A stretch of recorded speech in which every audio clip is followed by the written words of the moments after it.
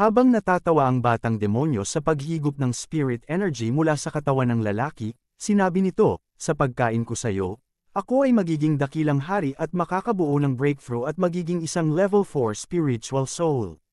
Dapat mong ipagpasalamat ito. Kasabay nito, narinig ang sigaw ng lalaki habang unti-unti siyang nawawala ng lakas.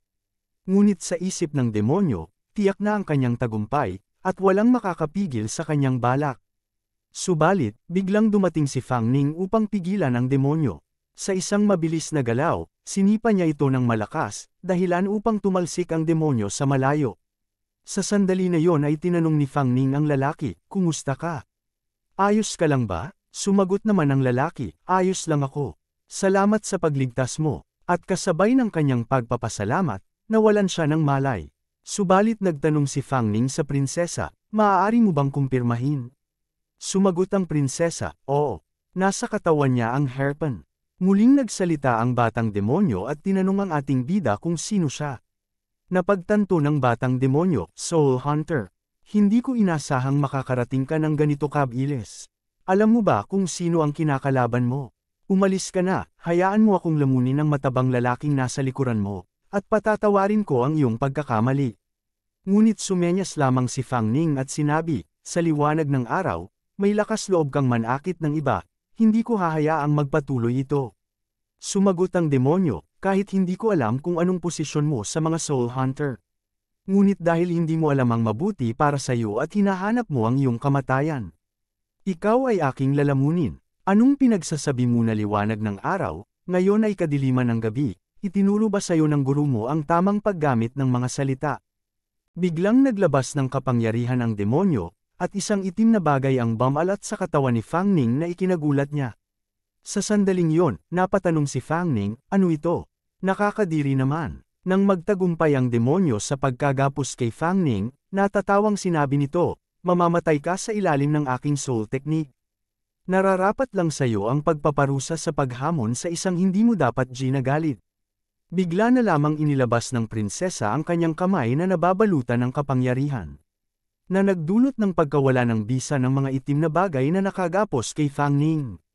Sa sandaling yon, napaisip si Fang Ning, "Ano ba ito? Nakakadiri talaga." Gulat na gulat ang demonyo, "Hindi ito posible. Paano mo nasira ang aking soul technique?" Ngunit nakangiti si Fang Ning habang inilalabas ang kakaibang kapangyarihan at sinabi, "Dahil mas gwapo ako kaysa sayo." Agad na kumilos si Fang Ning, "Ako naman ngayon." Sa pag-atake ni Fang Ning, biglang naglaho ang demonyo at sinabi, "Hindi maaari. Hintayin niyo lang ako." Dahil dito, tila nainis si Fang Ning sa pagkakataon na yon, ngunit biglang lumabas ang prinsesa at sinimulang higupin ang soul power ng demonyo. Napangiti ang prinsesa, tila nasasarapan sa kanyang natikman. Napatigil ang demonyo at napatanong, "Sino ba talaga kayo?" Sa kanyang isip, ang soul power na nakuha ko mula sa pagpatay sa loob ng kalahating taon ay nawala ng ganito kabilis. Ang soul technique ko ay hindi epektibo laban sa kanila. Kailangan kong tumakas sa ngayon. Subalit kumilos agad si Fang Ning at sinabing, "Ibigay mo ang hairpin na hawak mo." Ngunit nakaiwas muli ang demonyo sa pagkakataong iyon.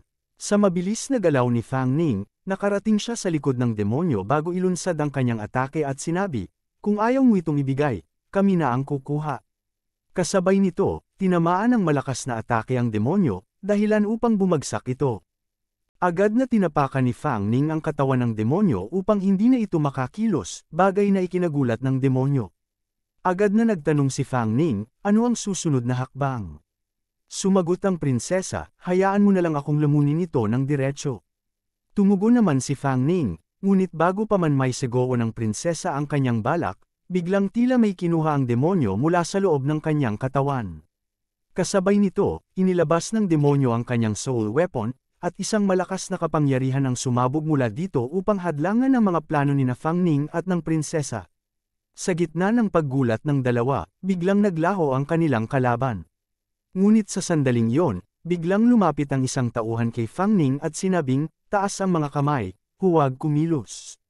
Agad na hinawakan ng tauhan ang ulo ni Fang Ning upang padapain siya at sinabing, "Sabi kong itaas ang mga kamay.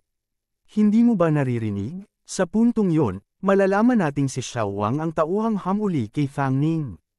Kasabay nito, sinabi ni Xiao Wang kay Officer Zhang na tinatawag niyang master. Nadakip ko na ang sospek. Ngunit biglang ibinaba ni Officer Zhang ang kanyang baril at sinabing, pakawalan mo siya, hindi siya ang hinahanap natin. Laking gulat ni Xiao Wang sa utos ni Officer Zhang. Matindi naman ang pagtutol ni Xiao Wang at sinabing, Master, tingnan niyo. Ang mga marka sa taong ito sa lupa ay kaparehong-kapareho ng sa mga biktima sa mga nakaraang kaso. Kung hindi siya, sino pala? Nagpaliwanag si Fang Ning, anong biktima? Officer, ako ay isang mabuting mamamayan. Hindi niyo dapat idamay ang isang inosente na kagaya ko. Ngunit pinigilan ni Officer Zhang si Fang Ning sa kanyang paliwanag at sinabi kay Xiao Wang, sa mga naunang kaso, may mga bakas ba ng iba pang tao sa paligid? Tumugon si Xiao Wang, walang ibang bakas. Dito ipinaliwanag ni Officer Zhang habang itinuturo ang CCTV, ang kamera doon ay nakakakuha ng pasukan ng eskinita. Sa tingin ko, dapat nakita nito ang pagpasok niya. Isang pumatay na walang iniiwang bakas ay hindi gagawa ng ganitong kababang antas ng pagkakamali at hindi hahayaan na siya ay mahuli. Naiintindihan mo ba? Dahil sa galit, sinuntok ni Xiao Wang ang pader at sinabi, hahayaan lang ba natin ang kriminal na ito na maglibot at maghasik ng krimen kahit saan? At sino ka ba? Bakit ka nandito? Subalit si Fang Ning tila nawiwirduhan sa ginagawa ni Xiao Wang. Nagkaroon ng malay ang lalaki at nagsalita. Officer, siya ang aking tagapagligtas. Agad na nilapitan ni Xiao Wang ang biktima na kinagulat nito, tagapagligtas. Buhay ka pa? Natatandaan mo ba ang nangyari dito? Alam mo ba, ikaw ang unang nakaligtas mula sa kamay ng kriminal na ito. Ngunit bago pa makapagpaliwanag ang biktima, bigla itong natamba at muling nawala ng malay. Kaagad na tumawag si Xiao Wang, kailangan ng backup. Nasa intersection ng Zone 3, Street 9, West District, Haicheng kami. Kailangan ng ambulansya. Samantala, tinanong ni Officer Zhang si Fang Ning, bata, isa ka bang soul hunter? Naguluhan si Fang Ning sa tanong ni Officer Zhang tungkol sa soul hunter at napaisip, tama. Binanggit ng demonyong bata ito kanina. Posible bang may opisyal na organisasyon para sa mga kakaibang pangyayaring katulad nito? Kaya sa tingin ko kailangan kong magkunwari. Maaaring kami rin ni Princess Jiang Li ang target nila. Mas mabuti nang mag-ingat. Nang balak ng magsalita ni Fang Ning, biglang sinabi ni Officer Zhang. Mukhang hindi mo pa narinig ang tungkol sa mga soul hunter, isang uri ng self-realization. Walang kailangang ikagulat. Masyado ka pang bata, halata sa reaksyon ng mukha mo. Habang iniaabot ni Officer Zhang ang kanyang calling card, sinabi niya, sa susunod na magsisinungaling ka, mas mabuting mag-ingat ka sa eye contact at micro-expressions mo. Agad namang binasa ni Fang Ning ang pangalan niya, at sinabi ni Officer Zhang. Yan ang pangalan ko. Kung makakaranas ka ng problema sa hinaharap, tawagan mo ako. Sige na, pwede ka nang umalis. Mag-ingat ka sa pakikitungo sa mga ganang bagay. Agad na nagpasalamat si Fang Ning kay Officer Zhang. Habang papaalis na siya, napabulong si Officer Zhang sa sarili, kakaiba ang batang ito. Samantala, sa isang mataas na gusali, makikitang nagmamasid ang dalawang, habang nakatingin sa pinangyarihan ng insidente. Nagsalita ang lalaki, ito na lang ang natira. Ang soul power na matagal kong pinaghirapan. Kinuha na, kaya nagdesisyon ang batang demonyo, Terra, manghunting na lang tayo sa ibang mga syudad. Hinding-hindi ko malilimutan ang kahihiyan na ito. Agad na sumunod na may paggalang ang lalaki at nagpatuloy sila sa paghahanap ng bagong biktima. Samantala, tumatakbo si Fang Ning at tinanong ang prinsesa, nararamdaman mo pa ba ang lokasyon ng hairpin ngayon? Sumagot ang prinsesa, nasa harapan lang. May sugat ito, kaya hindi na siguro ito makakalayo. Sagot ni Fang Ning, ayos lang. By the way, dapat mayroon kang pagkakataon na hulihin yung ghost infant kanina, paano ito nakatakas? Sinabi ng prinsesa, ang nakalaban natin kanina ay may malakas na aura ng yang sa katawan, kaya hindi ko mailabas ang sarili ko sa harap niya. Napagtanto ni Fang Ning, ano naman yung soul technique na ginamit ng nakalaban natin? Yung itim na bagay, parang hindi ko kaya makawala kanina. Sumagot ang prinsesa, ang mga soul technique ay malalakas na spells. Maaari itong mabasag gamit ang soul power o spiritual power. Pero kailangan mo ng lakas na higit pa sa lakas ng nag-cast ng spell para magtagumpay. Nagtanong si Fang Ning, yung sinasabi mong spiritual power, yun ba yun? Sumagot ang prinsesa, yung ginamit mo kanina ay ang spiritual energy. Ang soul power ay natatangi sa kaluluwa, habang ang spiritual power ay nasa loob ng bawat tao. Dagdag pa ng prinsesa, subalit, para sa karamihan, tanging nasa bingit ng buhay at kamatayan lamang, may maliit na pagkakataon na sumabog ang kanilang internal na spiritual power, na naglalabas ng pambihirang lakas. Kaya nagtanong si Fang Ning, hindi ba't may amnesia ka? Paano mo nalaman ang mga bagay na ito? Sumagot ang prinsesa, pagkatapos kumain ng masasarap na pagkain nitong mga nakaraang araw, may kaunti akong naalala. Subalit sa isip ni Fang Ning, mukhang habang bumabalik ang lakas ng prinsesa. Unti-unti ring bumabalik ang mga alaala niya. Kaya nagsalita si Fang Ning, hindi ako makawala kanina dahil ba kulang ang spiritual power ko. Subalit sinabi ng prinsesa, hindi. Sa tulong ng aking soul power, ang spiritual power sa katawan ng asawa ko ay naging sapat parang makawala ka. Pero asawa ko, masyado pang mahina ang paggamit ng spiritual energy mo. Para masira ang soul technique na yon, kailangan mong pakawalan ang spiritual power sa katawan mo. Kaya nagulat si Fang Ning sa mga nalaman niya at agad nagtanong kung paano niya mapapalabas ang kanyang spiritual energy.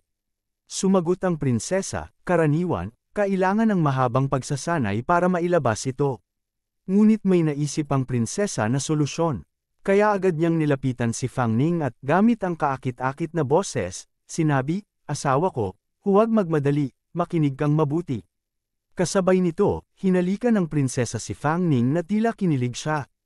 Bigla silang nahulog sa isang lugar, na nagdulot ng pagkabigla kay Fang Ning.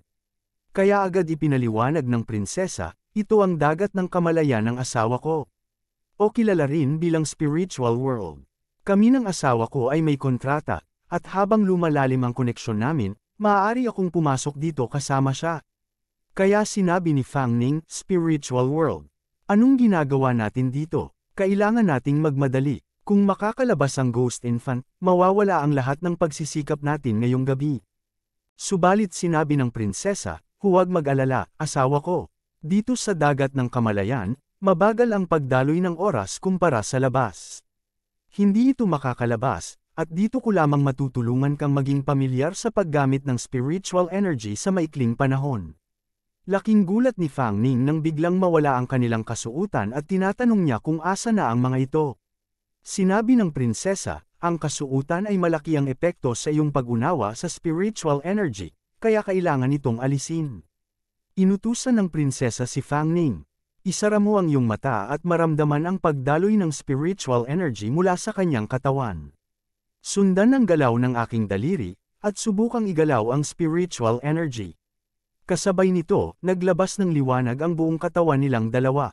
Pagkatapos, tila nagliliyab na kapangyarihan ang nararamdaman ni Fang Ning sa sandali na yon. Kaya agad siyang kumilos at napagtanto, ito pala ang spiritual power. Tinuro ng prinsesa ang kinaroroonan ng nakalaban nila kanina, subalit ang dalawa ay tila wala pa din alam na nahanap na sila ng ating bida. Sa sandali na yon ay inutusan ng batang demonyo ang lalaki, mabilis, umalis tayo dito. Kaya napatanong na lamang ang lalaki, malakas ba ang soul hunter na nakalaban mo kanina? Sumagot ang demonyong bata. Oo, kasi kung mahinang soul hunter lang siya, dapat matagal na siyang nalunod at namatay sa soul technique ko.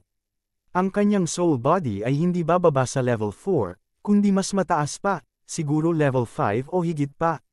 Bilisan mo, dalhin mo ako palayo dito. Pakiramdam ko lumalapit tayo sa panganib. Pagkatapos ay nagtungo ang lalaki sa kanyang big bike at sinabi, huwag kang mag-alala, may mga soul power ang mga barriers at traps ang ating base. Kung magtangkang lumapit ang soul hunter, tiyak magsisisi siya. Nang plano na sana nilang tumakas ng dalawa, bigla nilang narinig ang boses ni Fang Ning na ikinagulat nilang dalawa. Mula sa itaas, sinabi ni Fang Ning, umaasa kayo sa pagkuha ng soul spirit ng isang buhay na tao. Pagkatapos ay tatakas kayo para makaiwas sa paghabol ng pulisya. Dagdag pa ni Fang Ning, ikaw yata yung ikatlong Tomb Raider na nakatakas mula sa libingan ng prinsesa. Kaya inaalala ni Fang Ning, ang pangalan mo ay Qiu Jing, hindi ba? Dahil dito, nagulat si Qiu Jing nang makilala siya ng bida. Kaya agad na umatake si Fang Ning sa dalawa, subalit nakaiwas ang mga ito at sinabi ng demonyong bata. Bata, huwag mong gawing biro ang kapalaran mo. Subalit sinabi na lamang ni Fang Ning, puwersahin mo akong subukan. Naisip mo ba na darating ang araw na haharapin mo ang mga kahihinatnan ng pagkuha ng buhay ng iba? Ibigay mo ang hairpin na hawak mo, at baka pag-isipan ko pa ang pagbibigay sa iyo ng mas mabilis na kamatayan. Kaya agad na kinuha ng demonyo ang sinasabi nilang hairpin at sinabi, talaga bang ang layunin mo ay ang soul instrument ko, dahil gusto mo ito ng labis? Sige, tutuparin ko ang hiling mo. Dahil dito, nagulat si Fang Ning nang biglang lumabas ang isang itim na bagay sa paligid nila.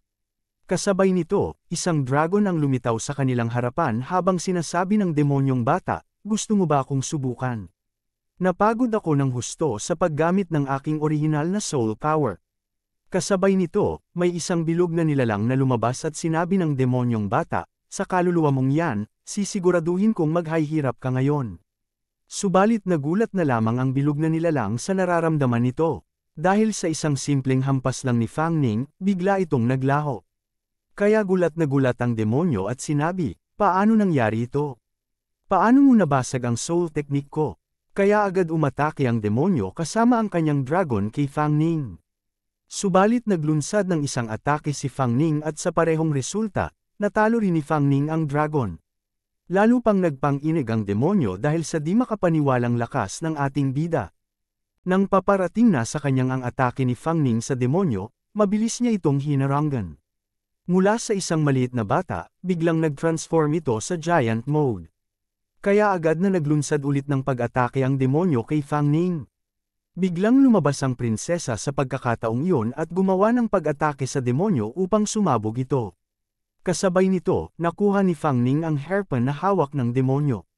Subalit muli niyang nahawakan ang mga braso ni Fang Ning ng isang itim na bagay. Kasabay nito, unti-unting nag-generate ang demonyo at sinabi, huwag mong isiping makuha ang hairpin, na ikinagulat ni Fang Ning. Sa sandali na yon, habang naglalaban sina Fang Ning at ang demonyo, bigla na lamang hinihigop ng prinsesa ang soul power ng demonyo, na ikinagulat nito. Kaya agad na umatake ang demonyo at sinabi, ang soul instrument ko, ang hairpin ko. Subalit sinabi ni Fang Ning, subukan mo akong pigilan gamit ang kapangyarihan ni Jiang Li at ang hairpin. Kaya agad na umatake si Fang Ning sa demonyo at matagumpay na tumama ito. Subalit sa sandaling yon, habang unti-unting naglalaho ang demonyo, nagmamakaawa ito at sinabi, ibalik mo ang soul instrument ko.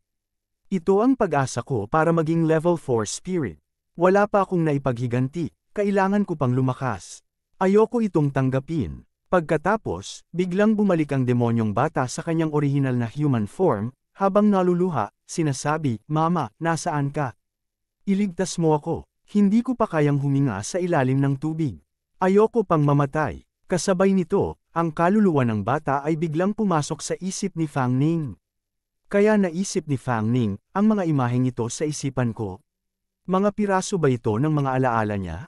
Kaya napagtanto ni Fang Ning ang mga nakikita niya ang mga alala ng bata at sinabi, dahil sa pagpapahalaga sa mga lalaki kaysa sa mga babae, may ilang mga magulang na nagdadalang tao ngunit hindi pinapalaki ang kanilang mga anak. Kaya nilang gawin yon. Ipinapanganak nila ang kanilang mga anak at sila mismo ang lumulunod sa kanila. Nakita ko sa mga alaala nito, isa itong masasamang ginawa sa bata, pinatay ng sariling ama agad pagkatapos ipanganak. Dahil sa pagnanasa para sa buhay at puot dahil hindi nito nakayang mabuhay, naging masamang espiritu ito. Ang mga patay ay mga projections ng sarili nitong ama, pinagmumultuhan sila. Kaya pinahirapan ang mga ito at pinatay, tulad ng ginawa sa kanya noong buhay pa siya, kinamuhian niya ang mga ito. At inilalabas nito ang galit. Kaya napatanong si Fang Ning sa kanyang sarili, paano naman ikaw? Anong klaseng pagkahumaling ang nagpapanatili sa iyong pag-iral ng libu-libong taon, nananatili sa libingan mo, at bakit hindi mo nais maglaho? Pagkatapos ay may isang atake mula kay Fang Ning na madali lang nitong hinarangan at sinabi, ang soul infant mo ay nawala na, pero nang ahas ka pa ring umatake sa akin? Habang nanginginig sa takot si Qiu Jing, sinabi ni Fang Ning, akala ko tinangkilik mo na ang kaguluhan at tumakas kanina. Pagkatapos ay madaling pinutol ni Fang Ning ang kutsilyo ni Qiu Jing. Kaya napatumba na lamang si Qiu Jing dahil sa takot. Habang tila nababaliw si Qiu Jing, sinasabi niya, pinatay mo ito, tapos na ako. Hahanapin nila ako. Siguradong mamamatay ako. Kaya agad na sinakal ni Fang Ning si Qiu Jing habang sinasabi, huwag mo akong patayin, please, huwag mo akong patayin. Kaya nagtanong si Fang Ning, tanungin kita, sasagutin mo, naiintindihan mo ba? Dahil nakikita ni Fang Ning na nahihirapan si Qiu Jing makahinga, agad niyang binitawan ito at sinabi, sige, tanungin kita, paano mo nakilala ang soul infant na ito? Kaya agad pinaliwanag ni Qiu Jing, mga kalahating taon na ang nakalipas, pumunta ako kay Chang Bei daw para mag-report ng impormasyon. Sinabi niya na may malaking deal para sa akin. Nang pan-ahoy kailangan ko ng pera, at sobrang laki ng presyo para sa deal na yon. Kaya sumama ako sa dalawang kong kaibigan para gawin ang trabahong yon. Kaya nagtanong si Fang Ning, sino si Chang Bei daw? Sinagot ni Qiu Jing, siya ay isang information broker sa trabaho namin. Malawak ang koneksyon niya, at tila kumakatawan siya sa isang malaking puwersa. Alam niya kung saan maaaring makuha ang mga bagay na hindi pa natutuklasan. Marami sa mga trabaho ko ay dumaan sa mga koneksyon niya. Ang deal na yon ay tungkol sa paghuhukay namin ng isang bagay sa libingan ng prinsesa. Pero wala siyang sinabi, binigyan lang ako ng isang jar na mukhang napakaluma. Sinabi niya na maaari lamang itong buksan sa libingan ng prinsesa at kailangan naming gamitin ang jar na ito upang hanapin ang mga bagay na dapat naming hukayin. Nang bumalik ako, dahil sa pagkama-curious ko sa laman, binuksan ko ang jar sa hotel bago pa man kami pumunta. At doon, lumabas ang isang ghost infant mula sa jar. Napakakatakot, pinahirapan ako nito buong gabi, at pumasok pa ito sa katawan ko. Sa ganitong paraan, kinuha nito ang lahat ng aking konsensya. Nang magkamalay ako, nandyan na ako sa libingan ng prinsesa kasama ang dalawang kaibigan ko. Sa isang punto yon, hindi ko alam ang nangyari, nagtataka ako kung bakit ako pinakawalan nito ang kontrol niya at dumaan sa ilalim ng lupa. Ito na ang pagkakataon ko upang makawala dito. Sinabi ko sa mga kasama ko ang buong kwento. Nang kami magtatangkang tumakas, bigla itong lumitaw mula sa lupa hawak ang isang hairpin at kumapit sa akin. Kasabay nito, marami pang mga ghostly figures ang lumabas mula sa iba't ibang direksyon at nagsimulang sumalakay sa amin. Dahil sa ayaw ko pang mamatay. Kaya't pumayag ako sa kasunduan amin na manghuli ng mga tao para sa kanya. At sa wakas, dinala niya ako palabas. Pero ang dalawang kaibigan ko ay hinayla ng mga ghostly figures papunta sa kailaliman ng kagubatan. Nang malaman ko ang balita tungkol sa kanila, naaresto sila dahil sa kalokohan amin. Pinilit niya akong pumatay. Sinabi niya na kung makikipagtulungan ako sa kanya, bibigyan niya ako ng maraming yaman at tutulungan akong makaiwas sa paghahabol ng pulis. Kung hindi ko siya tutulungan manghuli, papatayin niya ako. Wala akong choice, kailangan kong makipagtulungan. Gusto ko pang mabuhay. Kailangan ko pang mag-ipon para sa anak ko na malubha ang sakit. Naghihintay pa siya sa akin. Hindi ko kayang mamatay. Kaya sinabi ni Fang Ning, ikaw ang tumulong sa kanya para manghuli ng mga tao. Ikaw ang kasabwat. Sinasabi mong hindi ka pwedeng mamatay, pero paano naman ang mga taong yon? May mga pamilya rin sila, mga anak. At ngayon sila ang nagdurusa ng higit pa kaysa sa iyo. Agad na lumuhad si Qiu Jing, humihingi ng paumanhin at kapatawaran, at nagmamakaawang huwag siyang patayin, huwag siyang dalhin sa mga pulis. Dagdag pa niya, inamin ko, nagkasala ako, gumawa ng mga kasalanan na hindi mapapatawad, nasaktan ko ang maraming pamilya, maraming tao. Pero ang anak ko, malubha ang sakit. Kailangan kong mag-ipon ng pera para sa kanya. Wala na siyang ina. Ako na lang ang natitira para sa kanya. Galit na sinabi ni Fang Ning, hindi ito tungkol sa paghingi ng tawad sa akin. Ang mga tunay mong hinihinga ng tawad ay ang mga pamilya ng mga nawalan ng mga anak, mga asawa, mga ama na hindi na makikita pa. Naiintindihan mo ba yon? Isang huling tanong, nasaan si Chang Bei daw? Paano mo siya makontak bawat pagkakataon? Sumagot si Qiu Jing, si Chang Bei daw ay palaging misteryoso. Hindi tiyak ang kanyang kinaroroonan. Dagdag pa ni Qiu Jing, karamihan sa mga gawain ay inaayos sa pamamagitan ng mga online postings.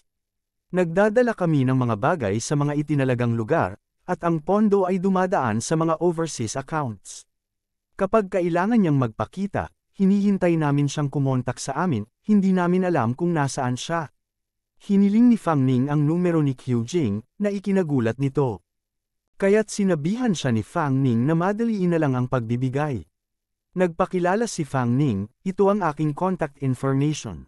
Kapag nagpakita si Chang Bei daw sa susunod, agad mo akong kontaken, naiintindihan mo ba? Nagtataka si Qiu Jing kaya nagtanong, pinapakawalan mo ba ako? Hindi mo ako irereport sa pulisya? Sinabi ni Fang Ning, wala na ang tulong ng kaluluwang yon, kaya malapit ka na ring mahuli. Bago pa mangyari yon, kung gusto mong iligtas ang anak mo, gawin mo na agad. Tungkol naman sa mga pamilya ng mga biktima, sigurado akong tutulungan mo din sila. Muling nagpasalamat si Qiu Jing at sinabi, alam ko na ang gagawin ko. Habang papaalis si Fang Ning, sinabi niya, kapag gumaling na ang sakit ng anak mo, ituwid mo siya. Huwag mong hayaan na tahakin niya ang maling landas na dinaanan mo noon. Kasabay nito, bigla na lamang nawala si Fang Ning sa harapan ni Qiu Jing. Subalit sinabi ni Qiu Jing, Fang Ning, salamat.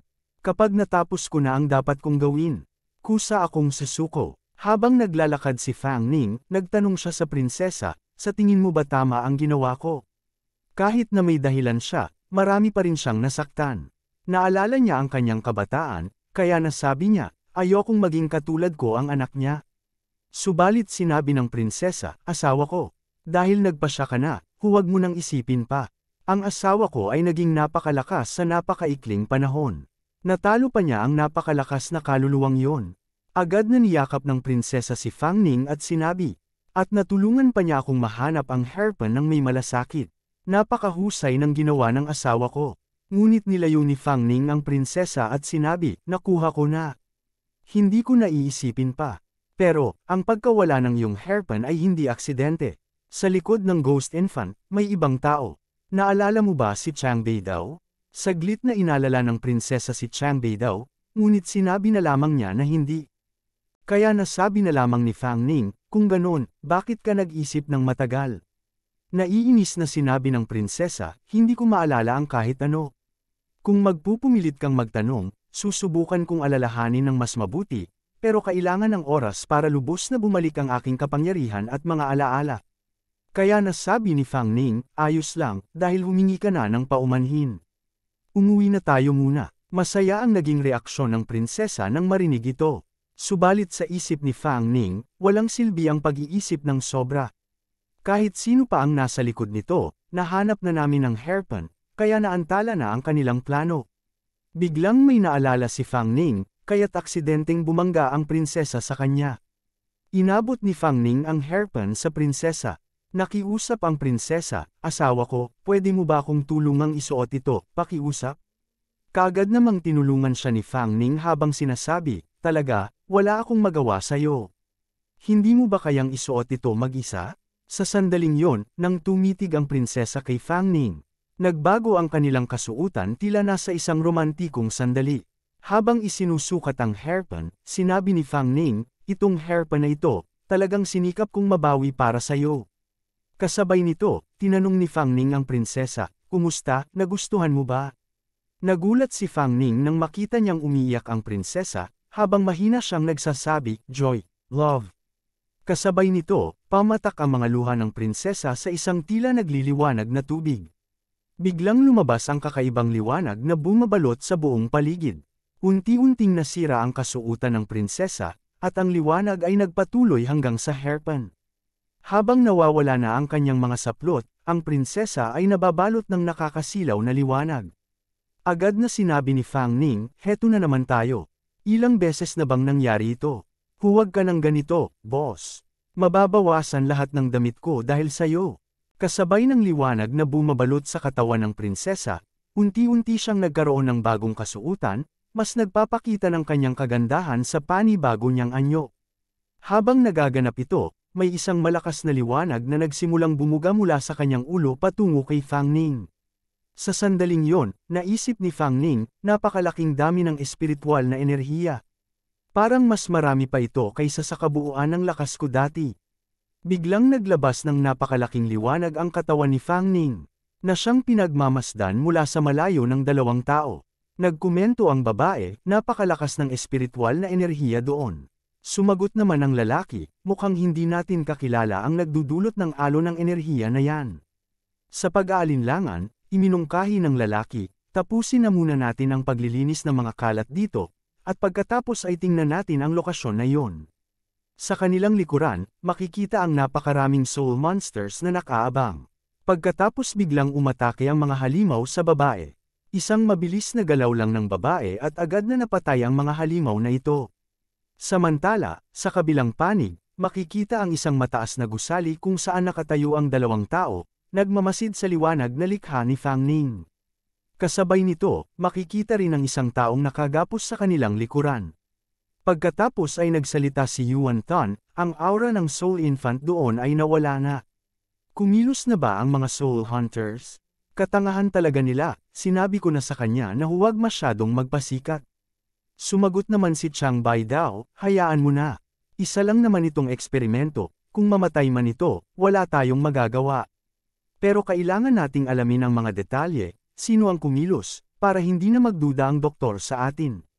Kumilos na tayo. Ang isang yun sa likuran, wala na ring silbi, itapon mo na lang. Kaagad na sumunod si Yuan Tan sa kanyang boss habang makikita ang lalaking nagmamakaawa para sa kanyang buhay. Nagsumamo ito, tinanong mo na ang lahat, sinabi mong pakakawalan mo ako. Ngunit malamig na tugon ni Yuan Tan, nagsisinungaling lang ako sayo. Kasunod nito, agad niyang pinilipit ang leeg ng lalaki, iniwan itong walang buhay. Samantala, sa kabilang banda, makikita si Officer Zhang na nagmamasid sa liwanag, nagtataka, ano ito? Biglang nagtanong si Xiao Wang, Master, anong nangyari? May kakaiba ba doon? Sagot ni Officer Zhang, wala, parang may nakalimutan lang ako. At agad niyang inutusan si Xiao Wang. Ikaw, bumalik ka na muna at magpahinga. Napakamot na lang si Xiao Wang at sinabing, kita-kits na lang tayo bukas sa istasyon. Ngunit muling nagtaka si Xiao Wang, kaya't muli niyang tinanong si Officer Zhang, Master, ano ba talaga ang nangyari? Samantala, habang hinahabol pa ni Fang Ning ang kanyang paghinga, bigla siyang napaisip, muntik na, parang sisabog na ako kanina. Ngunit nakaramdam ang prinsesa, kaya sinabi niya, may paparating dito, kailangan na nating umalis. Tumugon naman si Fang Ning. Bagaman nanghihina pa, ilang sandali lang ay nakarating na sila sa bahay. Agad na sinara ni Fang Ning ang bintana at nasabi niya, ang malaking liwanag kanina, sobrang taas ng inabot. Baka lumabas ito sa balita bukas. Sumagot ang prinsesa, hindi, maliban na lang kung ang espiritual na enerhiya ay magiging pisikal na anyo, hindi ito makikita ng mga ordinaryong tao. Napaisip si Fang Ning at sinabi, bakit napakaraming spiritual energy ngayon? Sumagot ang prinsesa, may maliit na bahagi na naka-absorb ng kapangyarihan ng Soul Infant. Pero ang mas malaking bahagi nito ay yung iniimbak ko sa hairpin bago ako nawalan ng lakas. Tinatayang mga 10% ang bahagi ng aking nilabas na kapangyarihan. Kaya nagulat si Fang Ning, kung ito ay 10% lang, gaano kaya kalakas noon ang prinsesa? Muling nagtanong si Fang Ning, baka sakaling bumalik na ang iyong mga alaala. May naaalala ka na ba? Sumagot ang prinsesa, may ilang bagay na naaalala, pero, kalilimutan mo na muna, kung hindi mo maalala, huwag mo na lang pilitin, sabi ni Fang Ning. Kaya agad niyakap siya ng prinsesa habang sinasabi, ano man ang mangyari, palagi akong nasa tabi ng aking asawa. Ngunit bigla siyang nakatanggap ng mensahe. Ayon kay Director Wang, Mr. Fang Ning, viral ang video natin. Agad na pumunta si Fang Ning sa computer, viral ang video. Tingnan ko nga, habang binibilang niya ang mga views, laking gulat niya nang makita na umabot na ito sa 1,000,000. 3 oras pa lang mula nang naipost, pero may 1,000,000 views na agad, nasabi ni Fang Ning, habang binabasa ang mga komento ng mga viewers. Masaya at hindi makapaniwala, napansin niyang trending ang kanyang video. Dagdag pa niya, mas mataas pa ang kasikatan nito kaysa sa nakaraang video tungkol sa libingan ng prinsesa. Kaya kaisip si Fang Ning, isasama ko ang mga advertisements at endorsements. Tapos gagawa ako ng live streams. Para ma-promote ko ng mga produkto. Gusto ko lahat ng yon. Nagsalita ng prinsesa, asawa ko, halika at tingnan mo. Kaya agad na hinanap ni Fang Ning ang prinsesa. Pagkatapos, biglang lumabas ito mula sa katawan niya at sinabi, tingnan mo sa loob ng dagat ng kamalayan agad. Nang makapasok na sila, laking gulat ni Fang Ning dahil tila napakaraming mga isda sa buong paligid nila. Sinabi ng prinsesa, lahat ng ito ay ang powers of fears. Asawa ko, ang dami nilang, kaya agad niyakap siya ng prinsesa at inutusan, isara mo ang mga mata mo. Sa sandali na yon, muling nawala ang kanilang mga kasuotan. Kasabay ng pagdapo ng mga nagliliwanag na isda o tinatawag na powers of fears patungo sa kanilang dalawa, naisip ni Fang Ning, ito ba ang powers of fears? Nanggaling ba ito sa nag-viral na video ko? Parang ngayon, kaya ko nang durugin ang isang soul infant nang hindi na kailangan ng tulong ng prinsesa. Biglang naalala ni Fang Ning ang kanyang mga pinagdaan at nasabi maraming nangyari ngayon. Ang mga namatay na soul infants, ang mga soul hunters, ang misteryosong pulis na si Zhang Tiandao, ang mga nawalang alaala ng prinsesa, at ang misteryosong organisasyon na nagbabalak atakihin ang libingan ng prinsesa. Isang bagong mundo ang nabuksan, mas kapana-panabik, pero mas mapanganib. Ako, na may kontratang binuo, hindi na makakabalik. Pero tiyak, makakaligtas ako, at matutuklasan ko kayong lahat na buhay pa. Habang pinagmamasdan ng prinsesa ang pagtulog ni Fang Ning, nilapitan niya si Fang Ning at tinawag siyang, asawa ko. Subalit, tila abala si Fang Ning sa isang masamang panaginip. Muling naghubad ang prinsesa, na nag-aalalang hindi komportable ang asawa, at agad siyang tumabi sa kanya habang natutulog. Habang nag-aalala, sinabi ng prinsesa ng maluha-luha, mahigit 1,000 taon na ang nakalipas.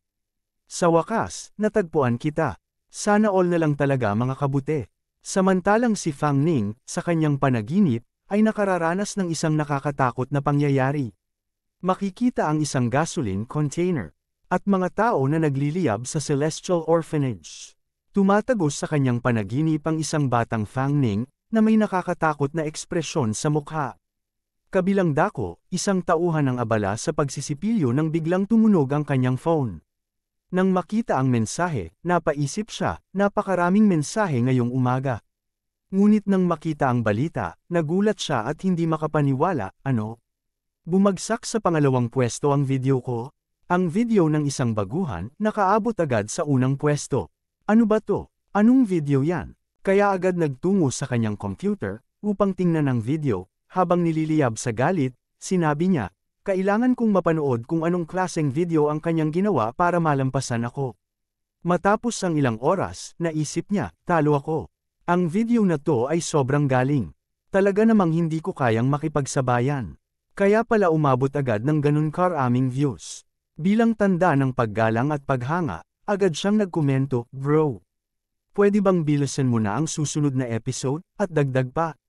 May mga talentadong tao sa bawat panahon, ang Bilibili ay tunay na napakahusay. Kaya nakapagdesisyon siya at sinabi, little brother, tutulungan kita pa maging mas sikat. Habang binabasa ang mga komento ng mga tao, nagplano siya kung paano gagamitin ang kasikatan ng video para sa kanyang sariling kapakinabangan. Sa kabilang dako, sa isang mapayapang umaga, mahimbing ang pagtulog ng dalawa. Tila masaya si Fang Ning sa kanyang panaginip, binabanggit ang iba't ibang klase ng pagkain. Para bang nakahiga siya sa isang higanteng siopaw, at dama niya ang lambot at sarap nito. Napakalambot ng mga rice cake na ito, naisip niya, makinis at malambot, tiyak na masarap ito. Ngunit sa kanyang pagmulat, napaisip siya, nananaginip lang ba ako? Parang totoong-totoo naman. Habang patuloy pa rin ang paghawak niya, bigla siyang nakarinig ng mahinang ungol. Kaya naman tuluyan niyang iminulat ang kanyang mga mata, iniisip, ano itong nararamdaman ko? Laking gulat niya nang mapagtanto niyang ang nahahawakan pala niya ay ang kokomelon ng prinsesa. Agad na napasigaw si Fang Ning sa kanyang kahihiyan sa nangyari. Bumangon naman ang prinsesa, walang saplot, at nagtanong, asawa ko, gising ka na pala. Dahil sa nakita, agad siyang nag-nosebleed. Nilapitan siya ng prinsesa sa pag-aalala. Ngunit pinahinto niya ito at sinabing huwag siyang gumalaw. Agad na tumakbo si Fang Ning para kumuha ng tisyo, habang ang prinsesa ay naguguluhan pa rin sa nangyayari. Sinabihan niya ang prinsesa na magsuot na ito ng damit, na ikinainis naman ng prinsesa. Sa sandaling yon, nabalot ng liwanag ang kanyang hubad na katawan. Asawa ko, sinuot ko na.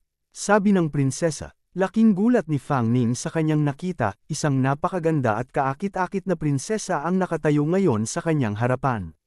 Subalit napatanong siya, bakit hindi ka na natatakot sa liwanag ng araw? Sumagot ang prinsesa, dahil bahagya ko nang nabawi ang aking lakas. Nagtanong si Fang Ning, parang iba ito kumpara sa dati mong pagbihis. Sumagot ang prinsesa, dati kasi, asawa ko, hindi ba't sinabi mo na medyo nakakaabala ang mahaba kong kasuotan para sa iyo? Samantala, sa isip ni Fang Ning, nagtataka siya, baka ang prinsesa ay hindi isang ordinaryong kaluluwa, dahil aktibo na siya kahit sa umaga. Biglang yamakap ang prinsesa kay Fang Ning at masayang sinabi, asawa ko, isuot mo ito.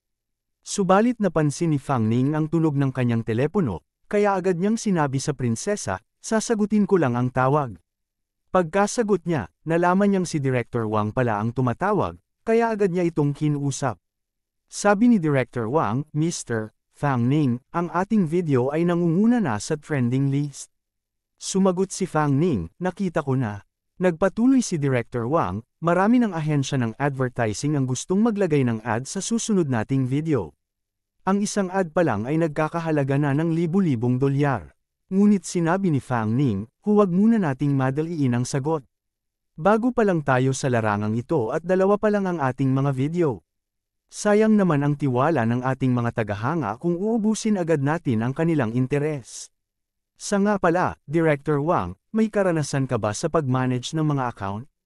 Agad na sumagot si Director Wang, may ilang karanasan naman ako, ngunit may 20,000 taga-subaybay pa lang ako, mas mababa kumpara sa bilang ng followers mo. Bakit mo ito tinatanong? Sumagot si Fang Ning, baka maging abala ko sa paggawa ng mga video, kaya iniisip kong ipamanage sa iyo ang account.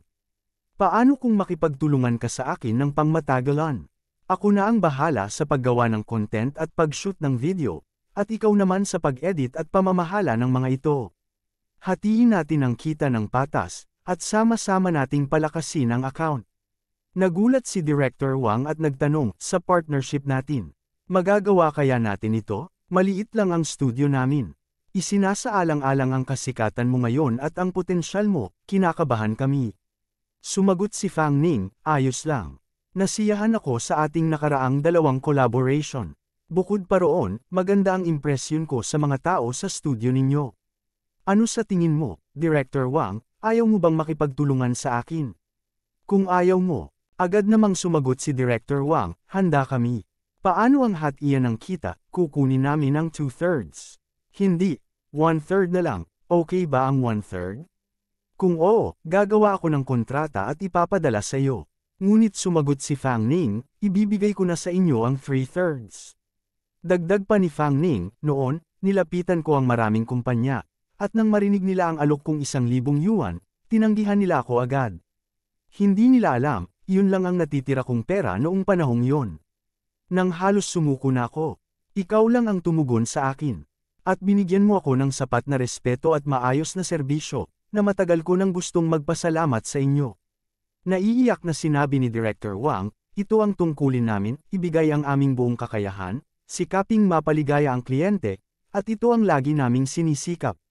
Mr. Fang Ning, huwag kang mag-alala, gagawin namin ang lahat upang maayos na mapamahalaan ang account na ito para sa iyo. Nangangako ako, kaya sinabi ni Fang Ning, sige, pakisend na lang ang kontrata mamaya. Marami pa akong ibang dapat asikasuhin dito. Ang pamamahala ng video account na ito ay ipinauubaya ko na sa inyo. Sa isip niya, hindi ko inakalang magiging ganito ito kasikat, kaya pala napakaraming powers of fear ang naibigay. Gaano kaya kadaming powers of fear ang kailangan upang maibalik ang lakas ng prinsesa? Kaya tinawag ni Fang Ning ang prinsesa, at agad namang lumapit ito, anong problema, asawa ko? Sinabi ni Fang Ning, sapat ba ang powers of fear na nakuha mo kahapon? Nakatulong ba ito upang manumbalik ang lakas mo? Sumagot ang prinsesa, ang nakuha ko kahapon ay hindi kasing dami ng una tayong nagkita sa libingan. Malayo pa ako sa ganap na paggaling. Kaya nagtanong si Fang Ning, gaano pa ba karami ang kailangan mo? Pinakita ng prinsesa ang isang bilog na tila walang laman at sinabi, sa pinakamataas kong lakas, dapat puno ito. Nagtanong muli si Fang Ning, mahaba pa ba ang tatahakin natin? So, gaano kalaki ang tsansa natin na talunin ang halimaw sa Haiyuan Elementary ngayon? Sumagot ang prinsesa, dapat ay may 100% tayong katiyakan. Agad na nagbihis si Fang Ning at sinabi, sige, kumain muna tayo, tapos magpahinga para mag-refresh. Lalarge tayo mamayang gabi pabalik sa Haiyuan Elementary. Masaya naman ang prinsesa sa kanyang narinig at sinabi, masarap na pagkain ang meron ngayong gabi. Kinagabihan, handa na si Fang Ning. Binuksan niya ang bintana at sinabi sa prinsesa, maghanda ka na sa pag-alis natin. Excited na tumugon ang prinsesa, kaya agad niyang hinawakan ang balikat ni Fang Ning. Sa isang mabilis na galaw, lumipad sila patungo sa Haiyuan Elementary School.